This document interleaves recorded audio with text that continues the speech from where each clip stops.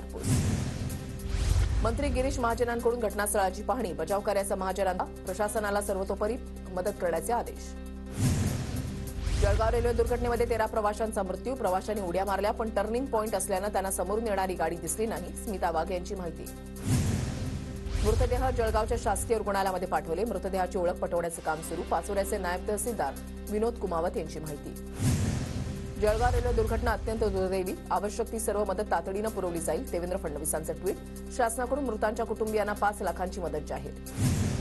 महाराष्ट्रामधील जळगावमधील रेल्वे अपघात अत्यंत दुःखद, स्थानिक प्रशासन जखमींना सर्व मदत पोहोचवत आहे, केंद्रीय गृहमंत्री अमित शहांचं जळगावच्या रेल्वे अपघातावर ट्विट। पुष्पक ट्रेन दुर्घटना अत्यंत दुःखद, जखमींवर योग्य उपचार केले जावेत अशी अपेक्षा, योगी आदित्यनाथ यांच्याकडून पुष्पक ट्रेन दुर्घटनेबद्दल दुःख व्यक्त।